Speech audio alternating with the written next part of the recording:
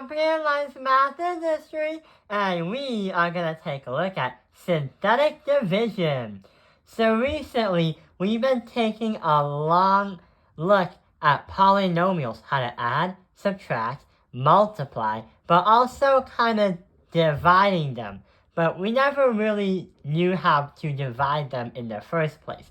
We knew how to divide simple ones, but we don't know how to divide complex ones that look like this. So we've been practicing how to graph them and also know what the tables look like.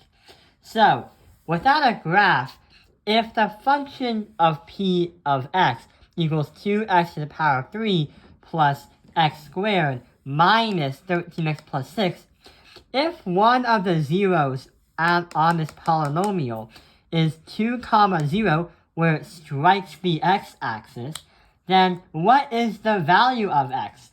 So the reason why we're saying what is the value of x is because not only we're going to factor and find what the factors are, but we'll also be needing to understand what are the different x's that could appear in this polynomial. So let's think for a moment. If we go to the problem here, the first thing you might be thinking is, let's factor by grouping. How about factor by the SOAP method? What about the quadratic equation? Well, the problem is, those things don't work. One, there's a cube, but there's a lot of other stuff to it. Two, you can't really find a common number and try to do it. Oh yeah, and 13 is a prime number, so yeah, we're kind of stuck. And number 3 is, this is not a quadratic, it's a cubic, so we can't use the quadratic formula. What happens if we use synthetic division instead?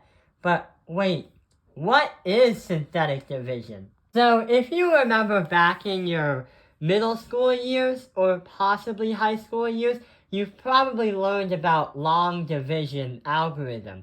So basically, you would try to pull out as many numbers as you can until you reach the number 0. And that number that you made on the top will help you understand what to divide by and what the answer is.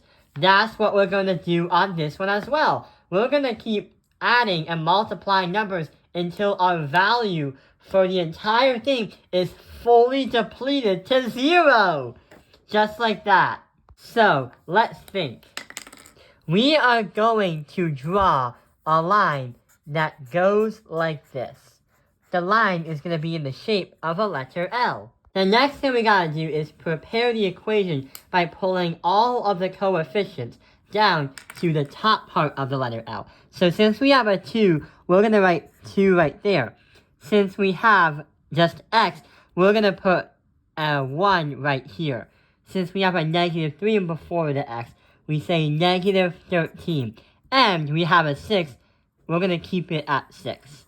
The reason why is that is gonna be the primary way to consume the fuel until we get to out of gas. The next thing we gotta think about is back to the problem when it says, if one of the zeros is 2, 0, then what is the value of x? So what we're gonna do is use the number 2 into our letter L, representing that x is gonna equal somewhere around 2. It gives you one of the zeros, but since this polynomial has a 3 in its first term right here, the number 3 exponent is a 3rd degree. But it's also going to tell you, hey, guess what?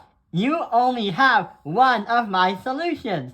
You need to find the other 2 in order to get to know me and in order to understand what I am and what kind of polynomial I am. That's what the polynomial is trying to say to you, that there's actually 2 more answers. So, since we have a number 2, we're going to put the 2 right here. And what we're going to do now is use synthetic division. Since we have a 2 on the top, we're going to pull that 2 and place it right on the bottom. Now, just like we try to divide and multiply in long division, we do the same thing in synthetic division. 2 times 2 is going to be 4, so you put the 4 right here. Then you're going to add the 1 and the 4. You will be able to get 5. So then we do 5 times 2 is going to be 10. Then we gotta do negative 13 plus 10 is going to be negative 3. Now we do negative 3 and 2. That is going to be negative 6. And here is where this problem will be useful. 6 minus 6 is going to be 0. And we're going to write the 0 in a different color because you want the entire thing to be 0. Just like long division, it's a good idea to have 0 so you don't have anything left over or if you don't have any remainders. If you get a different number than 0, then it means that you probably have done something wrong and it won't factor out evenly. What happens is the 0 is basically a placeholder, but also it's a way to check your answer or give you a warning in case there are any errors, and it will give you a chance to even fix those errors. We have a 2, a 5, and a negative 3. The 0 is just something to give us a little warning or a little check. The 2, the 5, and the 3, or the negative 3. What are we going to do? Well, since we have an x cubed and an x squared, this transforms to x squared. Then it's going to be 5x. Then it's going to be minus 3. The minus 3 is going to be the one without the variable. So here's what happens. 2x squared plus 5x minus 3 is going to be a factor. But also, when we say x minus 2, x equals 2, we need to change that to a factor too. So we're going to say x minus 2 as a factor. So we're going to put x minus 2 right here. But there is one problem. One is this isn't fully simplified. This one right here. And number 2, we need to solve it. We can't just factor it. So we have to continue using the skills we have to get to what the different zeros are. So, since we know that this one is a factor and it's good, this one can be factored down even more. So we have to factor the factor, the factor, the factor, the factor. So, what can we do to factor it? Yeah, it's a quadratic. But also, the a value is not 1. Therefore, we have to use the master product property. So, multiply this by that.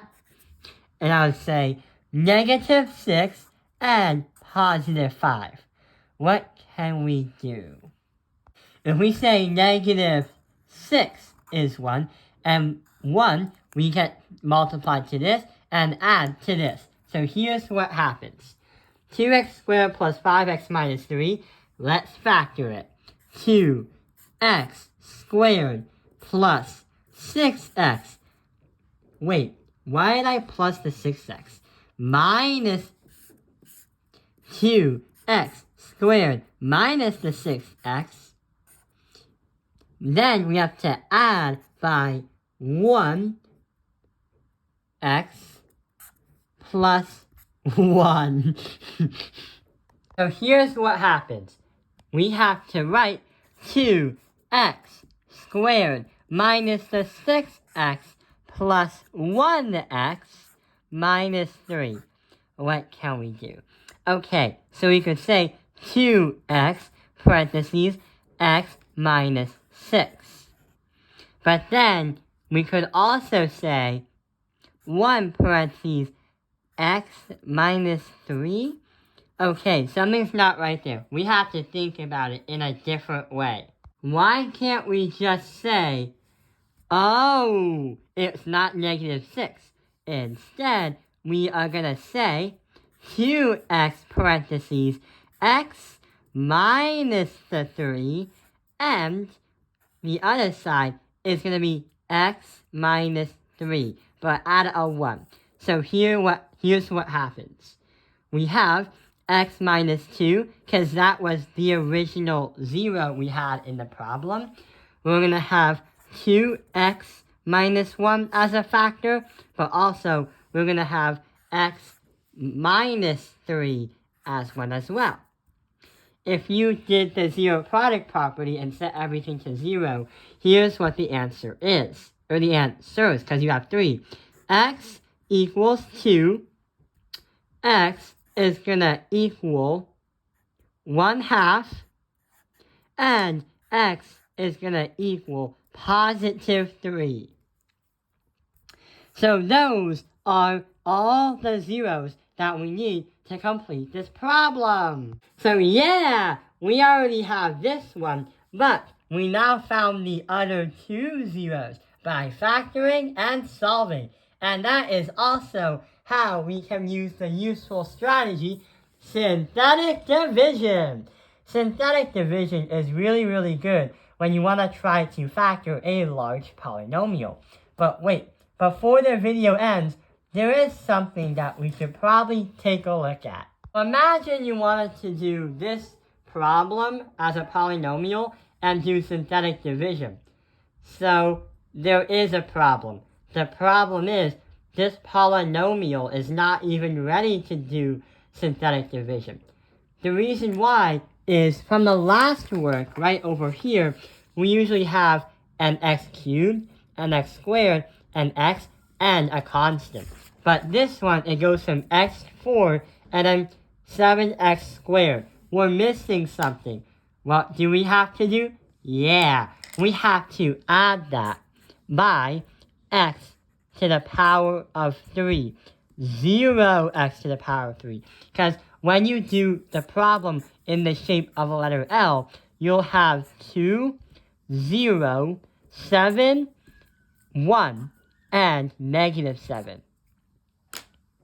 So that is why, now, if you have something missing, you add a 0x to the equation, or to the problem. So yeah, I hope this video has helped you understand synthetic division. Thank you for watching Tao Penny Online's Math Industry. Like and subscribe.